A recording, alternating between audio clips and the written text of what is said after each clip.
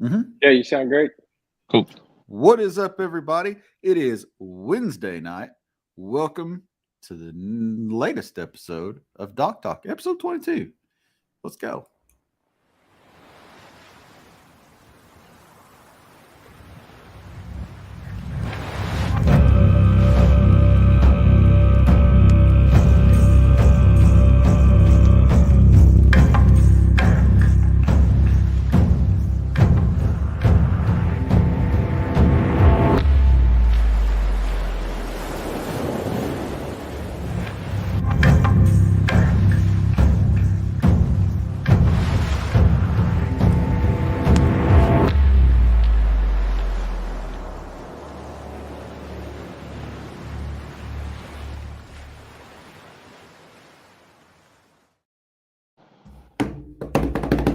Welcome back, everybody. Welcome back, Doc Talk.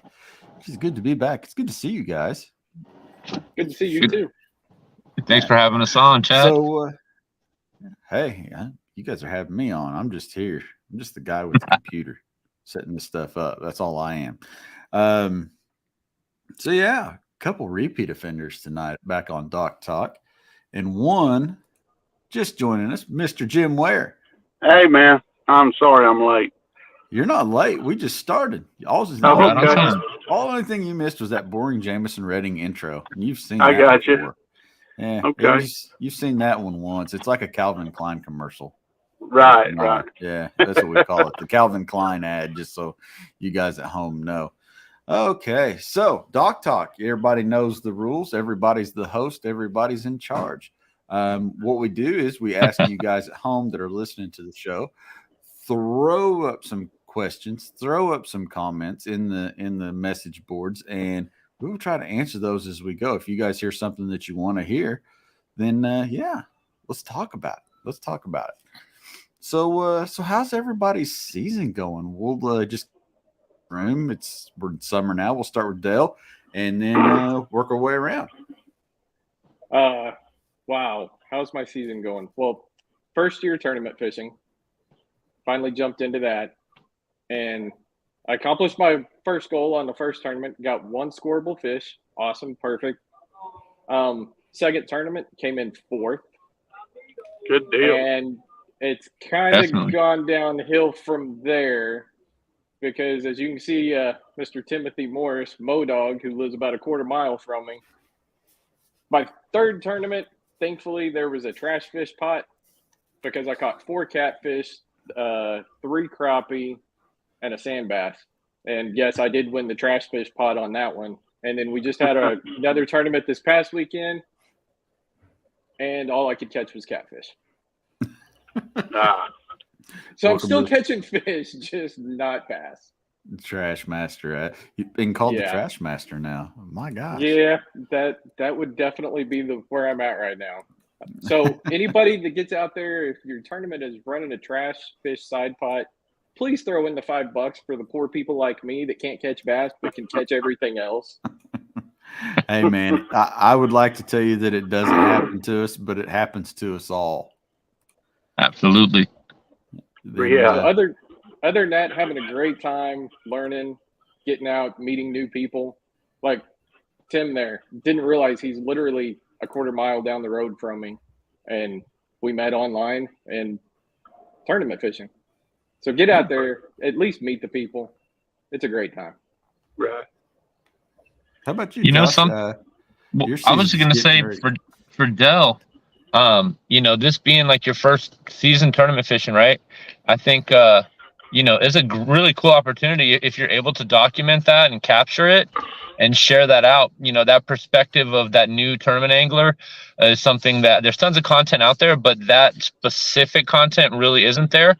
And I think it would encourage more folks who are on the kind of on the fence deciding whether or not they're going to fish tournaments. They'll see other people doing it and documenting it and showing the trials and stuff that they're going through and the successes. And I think that could be something very encouraging for them. So I did, my lovely wife did get me a GoPro for, I think, Valentine's Day this year. And so I do have a couple of videos out on YouTube, Mhm. but then there's also the learning process of batteries die. How do you keep the batteries up? How do you keep enough memory in the SD card, the editing, all that stuff? I've had to learn that as well. So unfortunately, the last two where I've been the trash master, my GoPro has not worked as well as I wanted it to, and I missed a lot of content or documentation. So I'm a little behind on that. Right. But absolutely, the very first one, I definitely put together a nice 5-minute, 6-minute video of that first day of how amazing that was, of just getting one fish. That was my goal, one fish, and I felt like I won the tournament just with one fish. Oh yeah. Yeah, batteries can be your friend unless you've got like I've got the Yak Power charging port put on my NAR, and I can actually run power to my front and back GoPros if I need to. But I also carry a big old box of batteries around for them 2 cameras sitting up there, and then I keep 2 extra cameras, and then the camera in front of me and a camera behind me. So yeah, a lot of battery changing. I'm just running one, and I've only got one battery right now. And again, getting out and meeting people. There were 3 or 4 guys running GoPros this past weekend, and everybody had a different way of doing it. And you're like, I like how he does that. I like the way he does that one. So maybe I mix a couple of options. But getting out and meeting people has been the best part. Oh, absolutely. Absolutely. It's like farmers only, but it's like for fishermen. That's what tournaments are. So Josh, you're getting ready to head back out, man. Time is of the essence. I'll tell you what, my season started really well. I had 2 one-day tournaments back to back. Well, a bunch of tournaments back to back, all in the same weekend, between KBF coming to town and our local series kicking off their first, season of doing guaranteed $1,000 payouts for first and all that. And I went out the first day and I didn't do super great. Second day, I went to kind of something that's more in my wheelhouse, and I got a first place in our local trail, and then a second, which downgraded to a third. A lot of complicated whatever behind that, but I did really well. And then I had this neck surgery, so had to miss pretty much all the tournaments in June, which is a huge bummer. Cayuga coming up for BOS was something I really wanted to hit.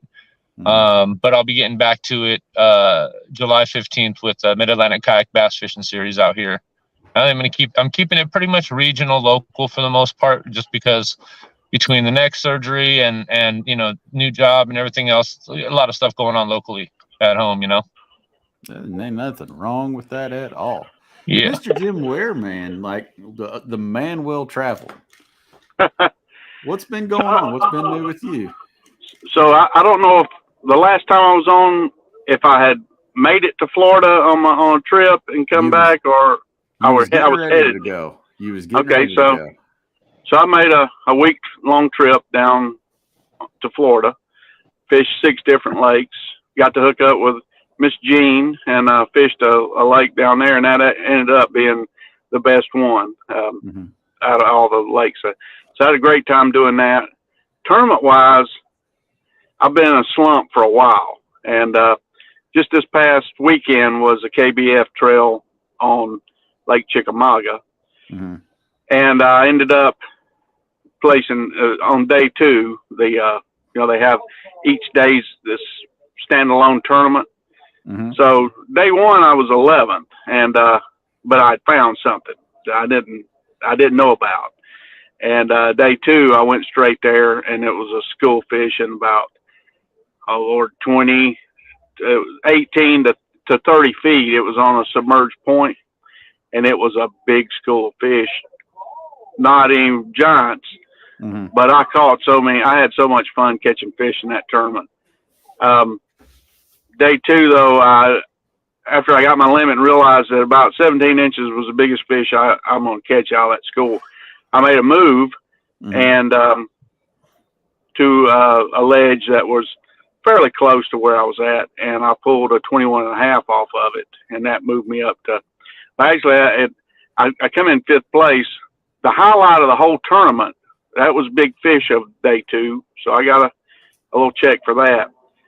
but I was coming back to the ramp and realized, I had 10 minutes left, and there was a ledge that I had to come fairly close to. I was not far from it when I realized that I only had 10 minutes left. I ran over there, and when I passed this one section of it, my side imaging, it looked like fish. So I just hit spot lock. I'm in a blue sky, and and I grabbed my jig rod, stood up and cast it. And the first cast I caught one. It was 17 inches, which called me up an inch and a quarter, and moved me 3 spots up. So I came in 5th. No check, good points, but and when that fish was uploaded, it was 2 o'clock was lines out, and I uploaded at 1:57. So Awesome, that was man. pretty exhilarating, yeah, like buzzer beater type deal. And that just goes to show it ain't over till it's over. It ain't over till it's over. In fishing, anything can happen on any cast. That's 100% true. That is 100% true. A lot of times on Dock Talk, we sit around, we talk about the boats, we talk about the different things that the boats can acquire and obtain, and our rigging and all that. So I want to hit you guys a little bit different. Let's talk about some rods and reels. Like, what are you guys throwing? I talked to Joey last night on our episode of the Orion podcast, and we was talking about, flipping setup, or plastics and jigs. What do you guys use for fishing, either soft plastics or a jig? Like, what's your rod and reel combo line type? I'm just getting back into the fishing game after about 20 years. So all my stuff is from the early 90s. And I haven't really gotten new stuff. I do have some new stuff, thanks to my wonderful wife, who is slowly helping me get back into the more current technologies instead of all the graphite stuff from the 90s. So the newest stuff I have is casting fishing rods. It's the first thing in my hand. It's the chattergrass rod. Everybody knows the first thing I'm throwing is a spinnerbait or a chatterbait, most likely a spinnerbait. So casting chattergrass rod. Other than that, it's stuff that I've kept for 30 years that is still in good shape. That's awesome. Absolutely awesome, man. I mean, to have stuff and still have it in good working condition just means you took care of it. How about you, Jim? What are you out there slinging with these days? Well, I love dragging a football jig or a wobble head, swing head jig. I love those heavy. I love fishing offshore, and if I can find them deep, that's what I'm going to do. I've got there's 2 rods that I'm going to be throwing most of the time. It's a 7.6 Loomis NRX heavy action, and I have a Shimano Bantam on it. And the other one's a 7-foot NRX heavy action, and I have a Bantam on it too. Generally 17. At Chickamauga this past week, I had 20 fluoro tied on it or spooled on it. But it's just, they're so sensitive, and when you're dragging across the bottom, and like that point I was fishing, I'd bomb cast, try to get as far out. I was pulling that jig uphill, and so I could tell it was smooth. I was on mud or whatever. Right. And there was this one section, and it was shale or pea gravel or what, but there it is. And I was just crawling it over those, whatever they were. And I knew I was going to get hit. When I hit that rock, a hard bottom, I was ready to go, and that's when I would get hit. But yeah, that, and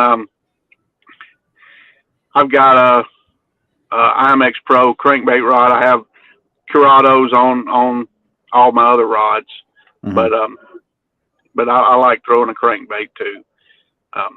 Chatterbait. I have a 6.6 medium heavy NRX with a Aldebaran reel on it, But I'll throw a chatterbait on it, even though it's medium heavy. It's got a really nice tip, and I can, the trick with a chatterbait, you let them eat it, and so it's got enough give that I can let that fish eat it, and then it's got plenty of backbone to get it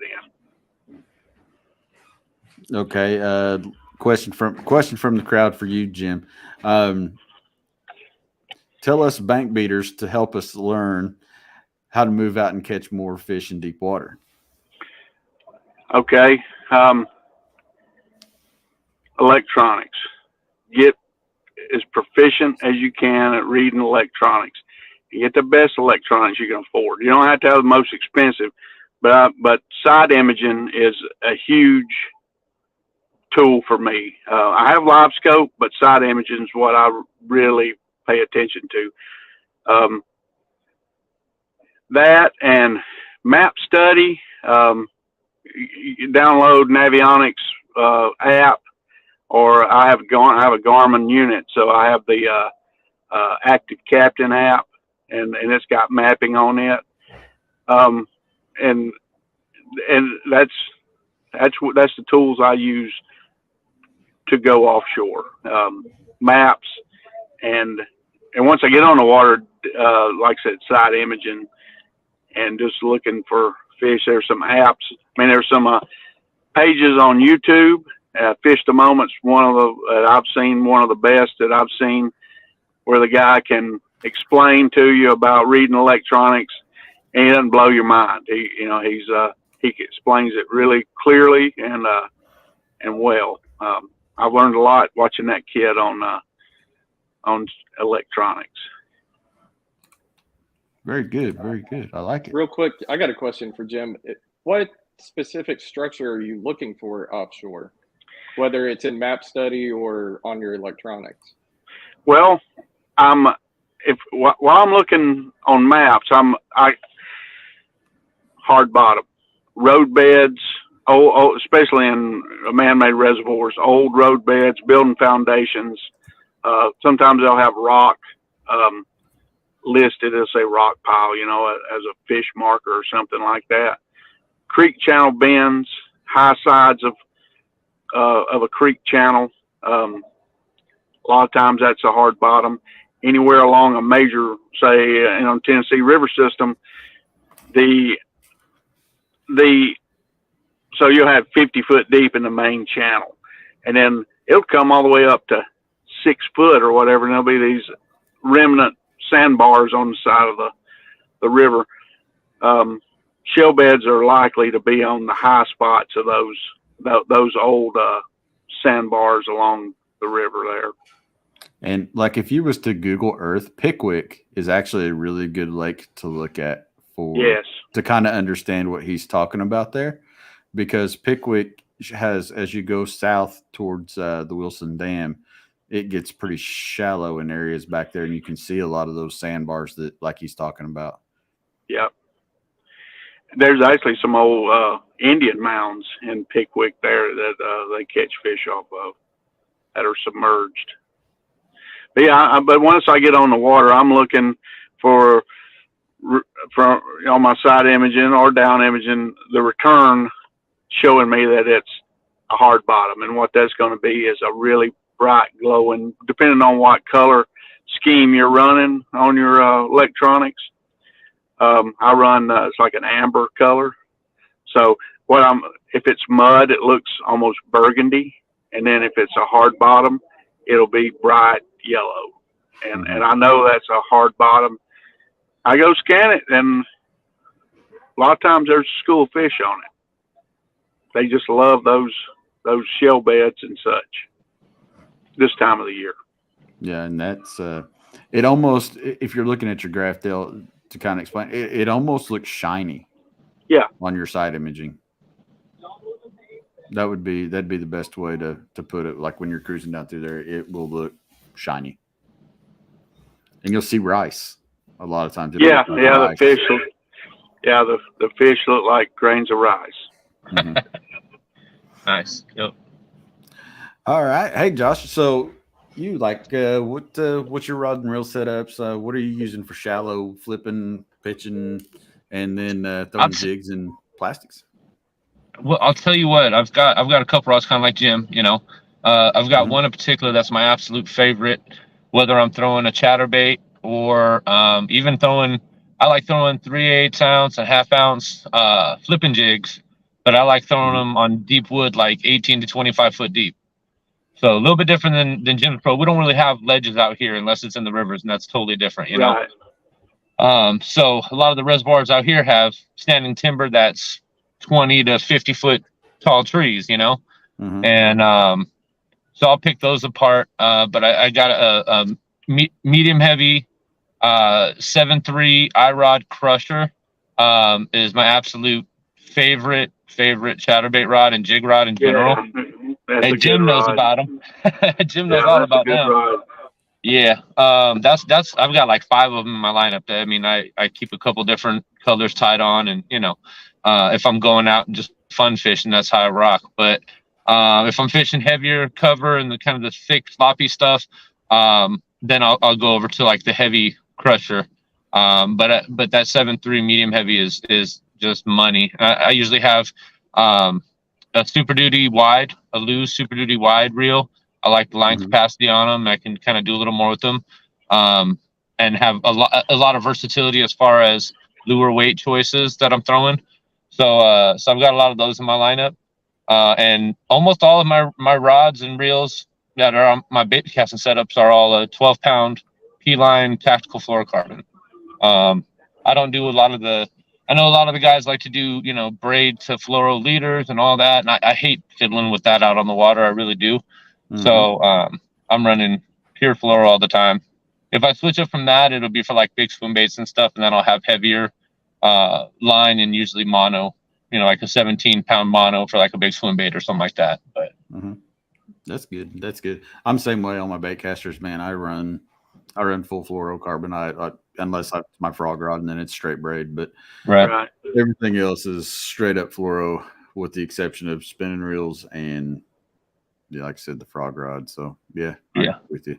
I really like throwing. So a lot of the lakes, reservoirs up here, they've got these small black water snakes in them, and so I'll throw like a 10 or 12-inch ribbon tail and like a black neon or something like that, some like black with red flag, something like that.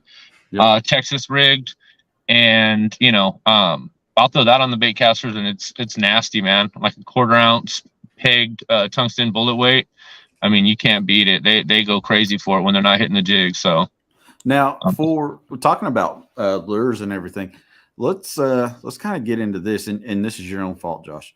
So I'm going to let you start with it. How do you guys decide, number one, lure weight, and how do you decide color? What are some of your keys that key you in on, what type of, sinker size that you're going to use? And there again, out of the plethora of colors that are on the market, how do you decide which color you're going to go with? I'm pretty basic with colors. I'll be honest with you. I like sticking with blacks, blues, and whites. Maybe throw some chartreuses on there.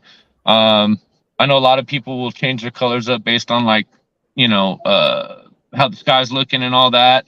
And I don't really do that so much with my reaction baits. I do, but not so much, with like just my regular jigs and plastics.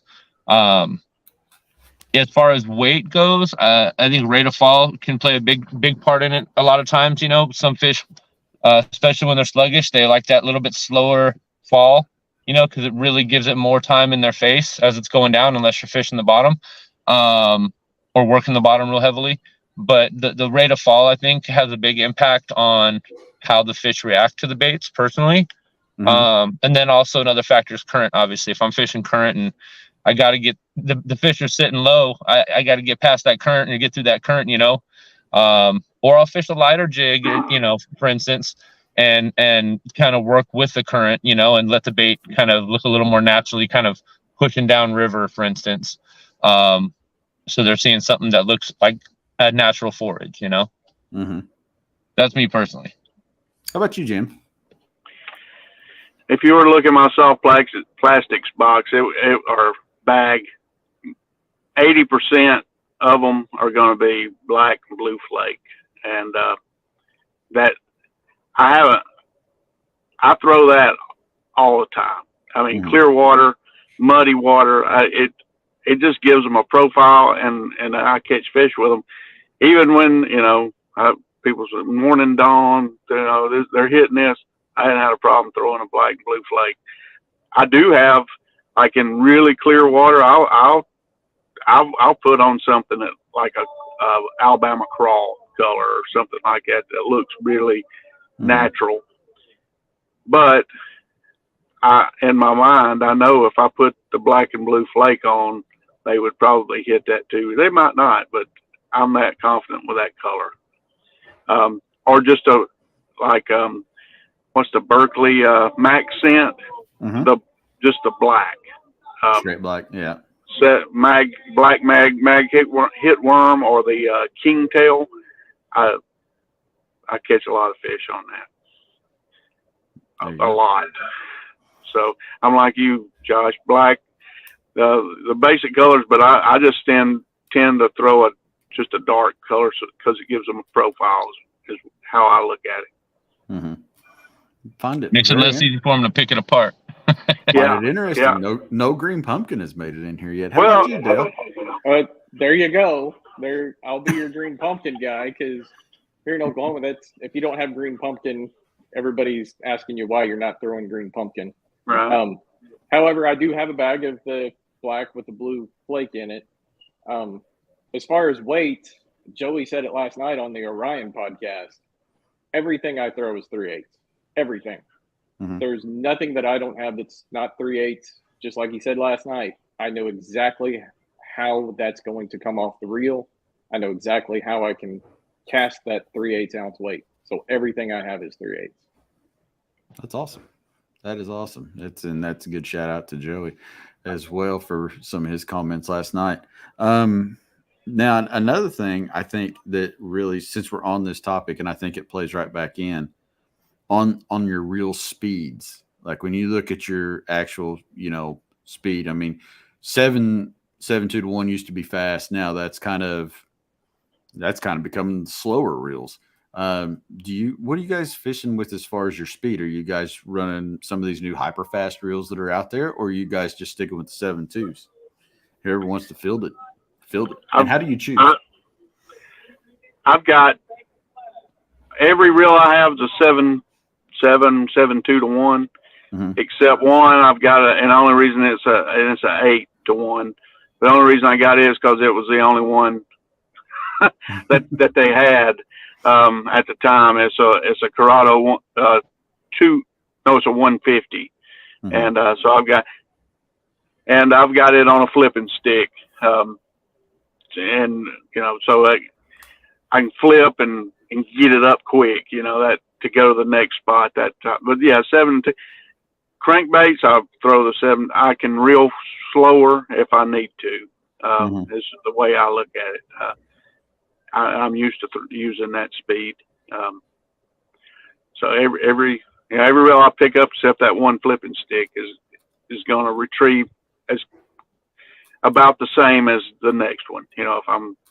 If I'm junk fishing or trying to figure something out, I know what speed that bait's moving at as I'm reeling. I don't have to look at the bottom of the reel and see what's going on. Yeah, I'm the same as Jim. I like all my reels fast. It's mostly 7.11s, 8.11s. I have one reel. It's a crankbait reel that's 6.41, I think, and I never use it. I don't like, especially if you got where I fish a lot of.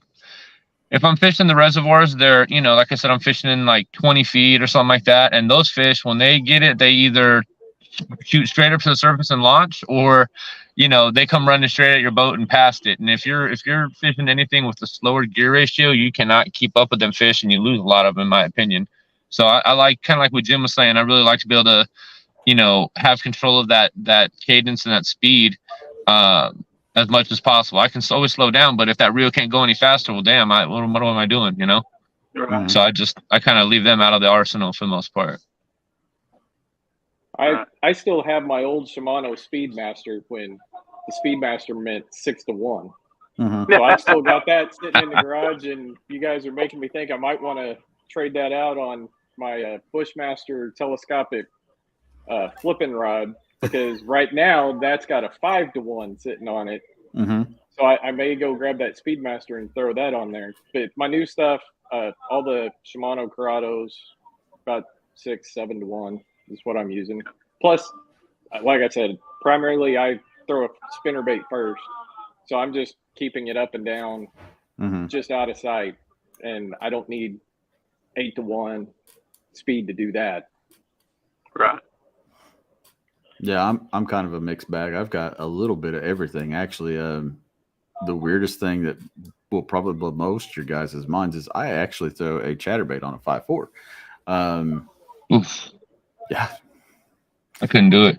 and it's just one of those things that I started when I started crankbait fishing. Was Kevin Van Dam was in his winning streak back then, and he was always using the 5.4. So it's like, see what this is about. So I picked up one, and it's something that has stuck with me ever since. Now I do also have a chatterbait rod with 7. So, kayak fishing, I think big boat and kayak fishing. With kayak fishing, the boat tends to move a little bit when you're offshore and different things. If you catch fish, and unless you're spot locked like Jim, chances are your boat's going to move. So you do need a little bit quicker reel, I think, in kayak fishing to catch up better to what you got going on. Make sure you get a good hook set. I do think that's important. Yeah, I still got a couple slow reels in the lineup, believe it or not. I like them. I will say, over the last year, the one thing I've learned is I always grew up with medium action rods, because on the bank or in a bass boat or whatever, that boat doesn't move as much. But like you just stated, our kayaks move quite a bit on that hook set. So I've definitely learned that medium heavy, sometimes even heavy, to make sure you get that good hook set. Mm-hmm. Yeah, I think so. What would you guys describe if you was trying to set a new kayak angler up with something, one rod, one reel, one line type? What are you going to set them up with to get the new kayak angler started fishing properly? I mean, it depends on what they're using or what they're fishing for and how they're completely novice. Well, I mean, then I'd hand them my favorite setup and see if it worked for them, or I'd let them go through my arsenal of rods and reels and see what's most comfortable for them. Because a lot of times when somebody does well with, a particular rod or reel or line size or bait, that becomes a confidence to them. And one, it'll keep them engaged in the sport, but two, they'll get better because they have that confidence. I think they'll pick it up faster in that regard. That's good advice. Good advice. How about you, Jim? I would, everyone, and I mentioned earlier I have a rod that's 6'6", but in a kayak, I personally, when I was in fishing exclusively from a regular kayak, 7 foot long was as short as I would go, and that was because of clearing the nose of the boat, fighting a fish. A shorter rod than that, I would have lost a lot of fish. So I would suggest at least a 7 foot rod, probably a medium heavy, and a Corrado would be, if I was going to give a brand of a reel, I would, something like Corrado or a spinning rod, I would, same thing, 7 foot, probably a medium heavy spinning rod and a 3,000 size reel. Nice. To throw everything, just to do that. And I had it was a 7 foot medium heavy, I think, St. Croix Avid with a Stratic 3000. And I trout fished. I took it to Florida. I caught redfish, trout on it, bass back here. I used that rod for everything. And it was a perfect setup for just a general tool, Yeah, that was a great rod. Medium heavy is a very diverse setup, I think, for a lot of folks, and you can do a lot of things with it. How about you, Dale? What would be if you was going to get somebody started?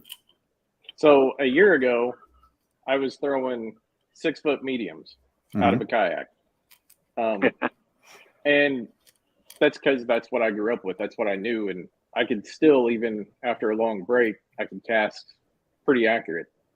But then as I've learned over the last year, yeah, that 7 foot, and like Jim said, to be able to get around the front gets a lot easier. And then the medium heavy, like I mentioned earlier, the hook sets, learning that a 6 foot medium cannot get that hook through those tough lips. So yeah, probably at least 6.5, if not a 7 foot. And I grew up with Shimano, so I'm with Jim on the Corrados. I've got a 30-year-old Corrado that I've still got, I used it this past weekend with crankbaits. Right on. Okay. I remember when a 6 foot rod was a long rod. Exactly. Exactly. Really? Yeah, that was a long rod. Now, question from the audience right into this. From Wyatt, do you guys find yourself leaning towards longer rods more for leverage in a kayak? He knows he does. Absolutely. Yeah, I could see. Yeah. Yeah, it gives me more leverage for sure. Yep. I will say the one thing I had to learn with that 7 foot rod is it's harder to just boat flip the fish. The 6 foot rod, they were much closer to the side of the kayak, and at 7 foot, they're still out there ways. Mm-hmm. So that's where a good net comes in. Right. What is a good net length? What is a good net length for kayak fishing? I know some people like some of the shorter nets that sit down a lot, and then a lot of people like these Yak Attack leverage, nets. I mean, I think webbing, as far as webbing on a net goes, definitely the rubber over the mesh. But what's a good net length for a kayak fisherman? I like a 3 foot, like 2.5, 3 feet handle, mesh. We lost him. Yeah. Did I lose y'all? Yep, you're back. You're back. All right, cool. The biggest thing for me, aside from that rubber mesh netting, is a deep basket on it, honestly. When I first started kayak fishing, I had a little short handle, kind of shallow basket net, because I came over from trout fishing, and not really thinking about it. We didn't really, when I fished in bass boats, we didn't really use nets too much. So I quickly learned that the fish, can jump out of the nets a lot easier with that shallow basket, and they didn't have quite the capacity to land those bigger fish. Mm-hmm. So I don't use a net. Boat flipping. I like it. Yeah. Even when I was in a kayak, I'd get lures tangled up in it, and it would drive me nuts. And I would put it behind me, and while I'm fighting a fish, I've got to fight to get it. And then fun fishing, I never took a net, and I never had a problem losing a fish. So I just kept the gamble going, and I don't take a net with me. One day it'll probably bite me in the butt, but until then, I'll just leave it at home. But I do have it's a Bubba net that I got, and it's a 3 foot. It's got a big. It's perfect. It's heavy, but it's perfect size, perfect width and depth of the net. But I'd leave it at home. I feel you. There's a lot of times, man, I leave my net in the truck. I also leave my catchboard in the truck an awful lot. I've had to learn this year fishing the USA Bass and JK Trail to take my freaking catchboard with me. And I'm not going to lie with you. I've left it a couple times and had to go back to the truck and get the stupid thing. Yeah. Yeah. You just get used to not having it, and it's like one extra thing that you don't have to lug around, and it's just kind of nice to leave that stuff at the truck sometimes. Right. How about you, I finally bought a net. I'd had my Kusa maybe a month and a half, so it was about February time frame. Slow rolling a spinnerbait out in the middle, and hooked into a 5-pounder, and went on a little sleigh ride. That was fun. but then realized I didn't have a net Mm-hmm. to get this biggest fish that I've ever caught, especially on a kayak, into the boat. So I literally just had to enjoy the ride until that fish was done and ready to come up right next to me.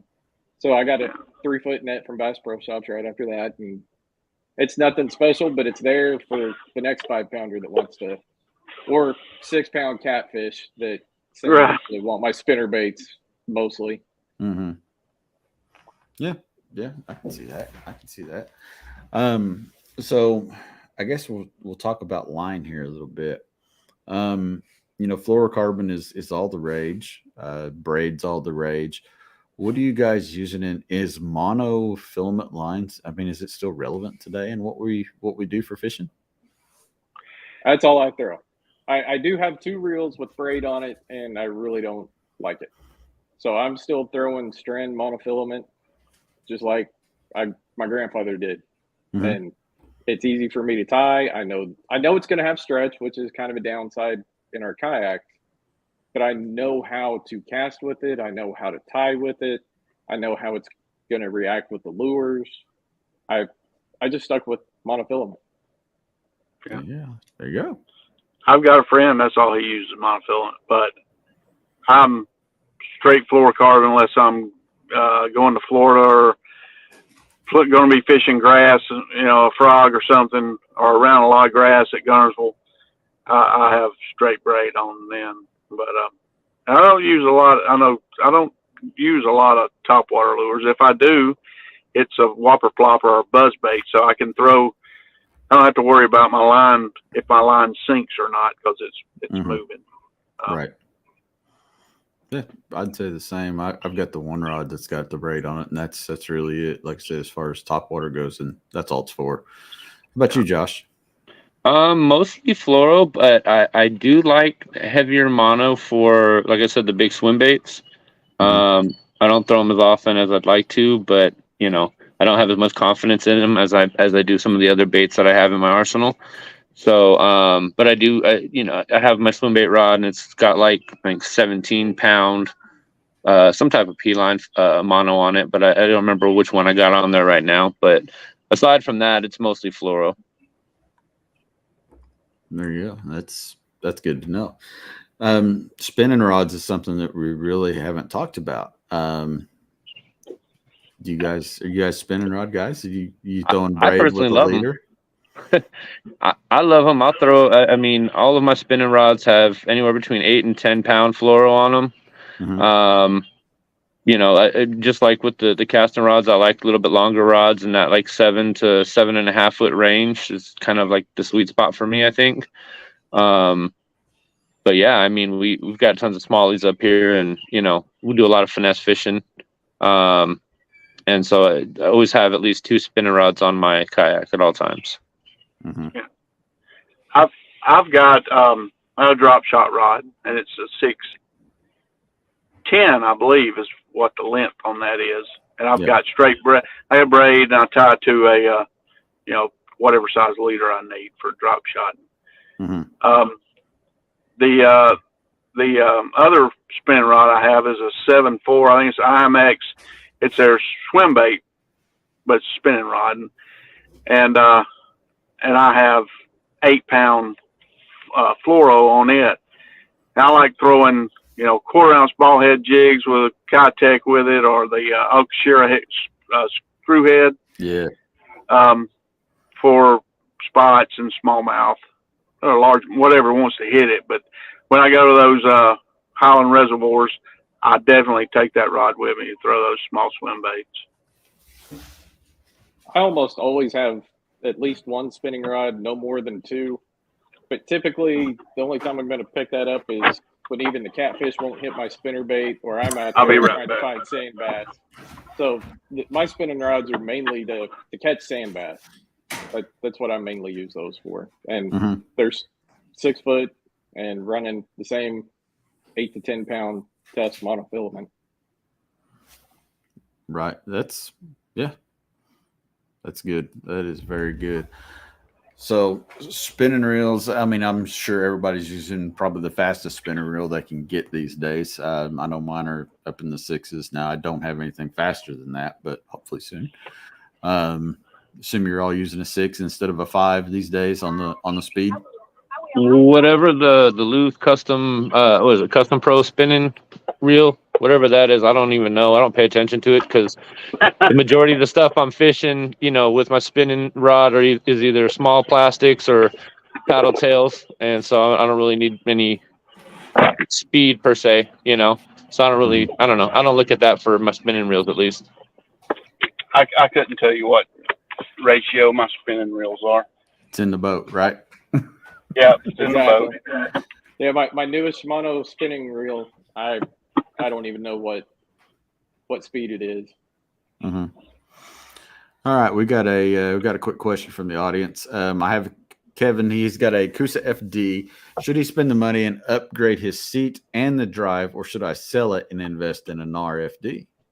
That's actually Man, I think that depends on the kind of water you're fishing.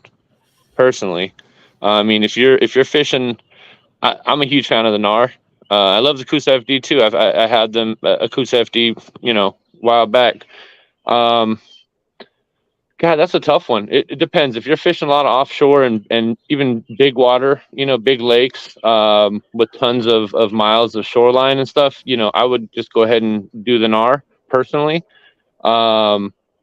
But I mean, the Coosa FD accelerates in those kind of areas as well. I think it's just a very different boat, different layout. I like the layout on the NAR a bit better. But you also, if he loves his Coosa FD, that might be the route too, right? You find that kind of sweet spot, that comfort in that particular type of and model of boat. Yep. Either way, I'd recommend having the Mark IV for sure. I mean, that drive is light years ahead of its predecessors. Yeah. So, I would say demo the heck out of a NAR, and if you decide you like it, then go ahead and switch. But if not, just upgrade. Go ahead and do that upgrade like you're talking about. Yeah, both. I'm currently in a Coosa HD, and I plan on stepping up to the foot drive at some point. But right now, I've got that same debate of, do I stay in the Coosa FD line or do I jump all the way to the NAR? I can't give him an answer because I've got the same debate myself, because I love the Coosa, the length, the weight, and all that great stuff. But like Josh said, that NAR is going to be so much better in the open water. I think, for me, I like both boats. Both boats are completely different animals in how their rigging capabilities are extremely different. You've got the internal rod storage on the NAR and some different things like that. I do think, like Josh, it comes down a lot to what kind of water you're going to be fishing. Your more medium-sized lakes and different things like that, I think the Coosa FD is going to serve you really, really well. If you're going out to the super big, huge lakes and the different things like that, the NAR it's got a different hull design, and it's made to really ride over the bigger waves, and it's a very high performance boat when it comes to big open water. That's what it was built for, and that's where it excels. But the Coosa FD, I mean, it can take on some big water. We've done it. We tested it in big water when we originally developed the boat. Is the drive and the seat worth it? I think is really the biggest question if you want to upgrade your boat. And 1000%, if you want to upgrade your boat, you will see a night and day difference when you put in the drive. There's a video that we just actually put out where we took a drive and put it in my buddy's boat. And I had the NAR, and he was having a lot of trouble keeping up. He couldn't get near the speed that I could get out of the NAR. But now, after switching the drives, it's bumped him up. He's getting 4 miles an hour, loaded down, and it's really changed the feel of his boat quite a bit. As far as the seat goes, I personally like the new seat. I know a lot of you guys run the kayak cushion, and those can add a little bit of cushion if you don't like the way the seat feels. But overall, I do like the seat. I like that you can throw the under seat bag on there. The front doesn't crushed down as far as the old Elite seats did. So I think the seat overall is a more rigid. It is taller. So I will tell you that out of the gate. That new seat does set up. It's the tallest seat that we've ever had. Wouldn't you agree, Josh? Yeah, I'd still like to see it be higher, if I'm being honest. It's because you're tall. Yeah. I won't be able to reach the handles to steer. Yeah. I'm short, and I would love another inch or two in that seat. We'd all love another inch or two for sure. But I knew I was setting that up. And do keep in mind, when you do put that taller seat in, it may change the way your boat feels a little bit. So, it may be worth your time to go to your local Jackson Kayak dealer, demo a Coosa FD with the new seat, with the new drive, see what it feels like.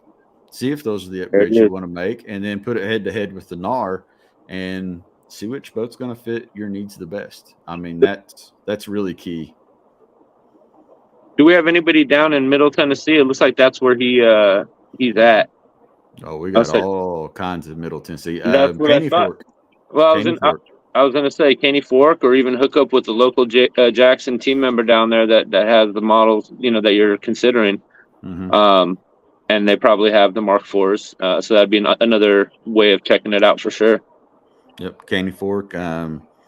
Yeah, that's the place to go. If you're looking for a dealer, Caney Fork in Middle Tennessee, or gosh, I know there's one in Nashville. I just can't remember the name off the top of my head.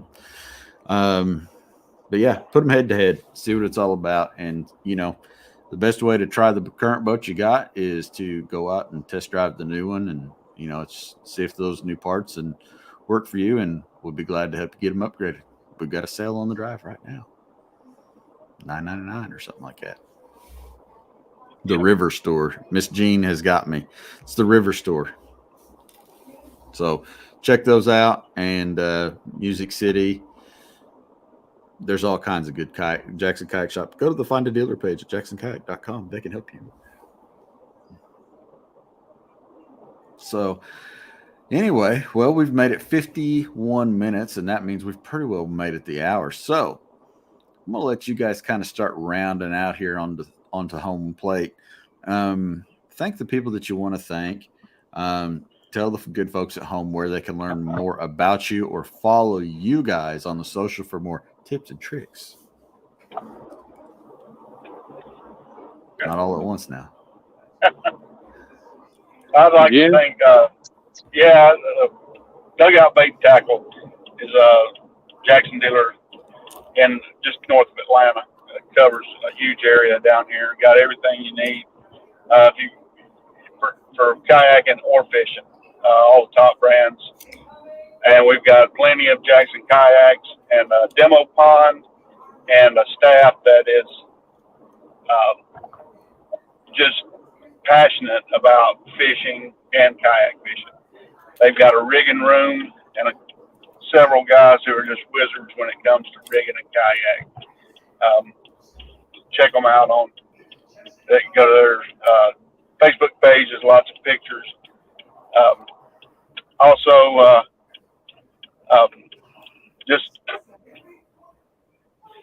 that's Dugout Bait and Tackle is my biggest sponsor there. I fish out of a Blue Sky Boat Works. I have the Pro, so I got a motor on it. And it is an amazing kayak, fishing kayak. I thank God that the tournament directors view it as a kayak, so they allow it into tournaments. Once I stepped onto that thing, it just changed the whole way I fished.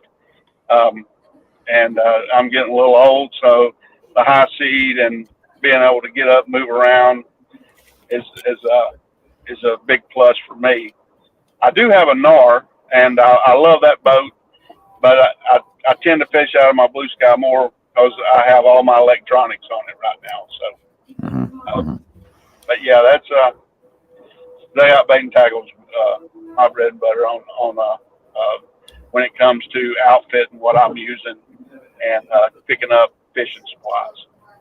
And for those of you at home that are listening, if you are in the area of the Dugout, July 8th, we have got a fun tour coming to you at the Dugout. It'll be starting at high noon on July 8th. So if you're in the area, stop by the Dugout and see maybe Jameson Redding, and a few others will be in store there for that summer fling at the Dugout Bait and Tackle. For me, well, local Jackson dealer I work with a lot is Delaware Paddle Sports. They can get you squared away on pretty much anything you would desire as far as rigging goes and any type of boat Jackson offers. So great company, small shop, good people there, tax free, which is huge in my opinion. When you start, putting money into these boats, that tax adds up quick. So DPS is the spot for that, in my opinion. As far as sponsors go, obviously Jackson Kayak and Orion Coolers. Can't do what I do without them.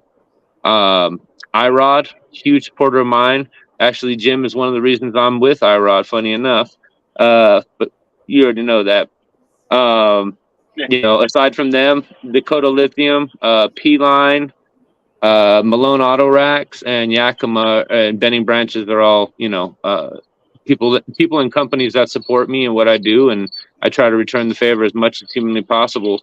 Anybody wants to link up with me, find me on Instagram at Tightline Sharp Minds or Facebook Joshua Evans Fishing.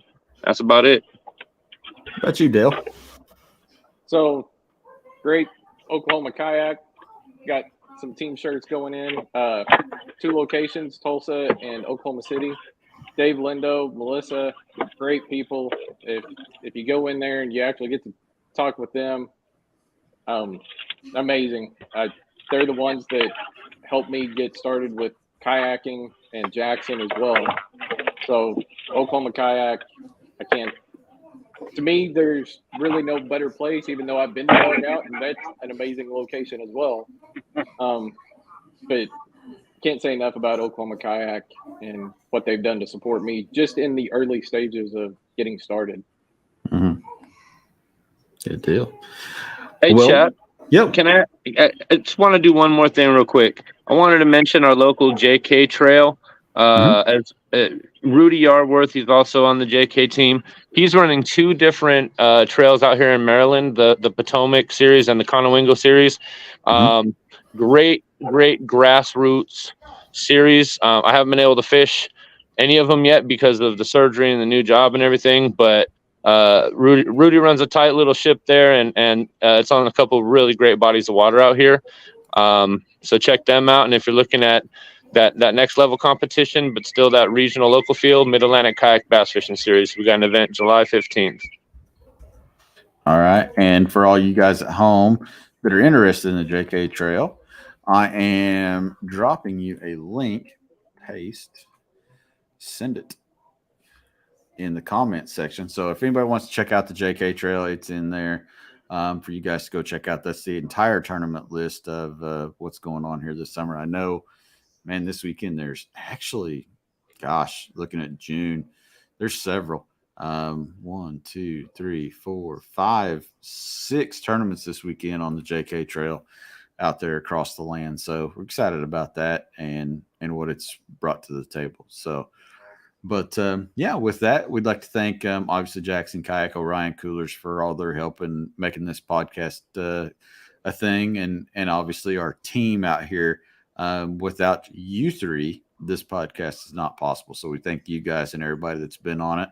If you're looking for an Orion Cooler and you want to save 5%, please go to jacksonkayak.com, find your Orion Cooler.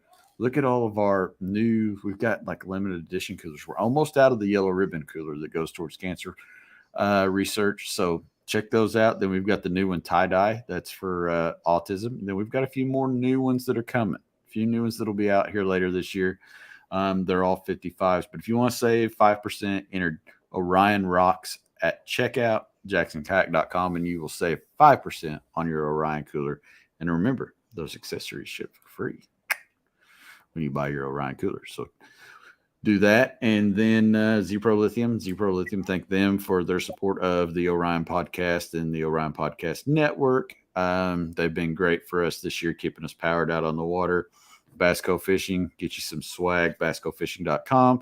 And, of course, without a doubt, Cast King, they have been phenomenal for us this year, getting us well-equipped with some new gear and getting to know those guys, and check them out at Cast King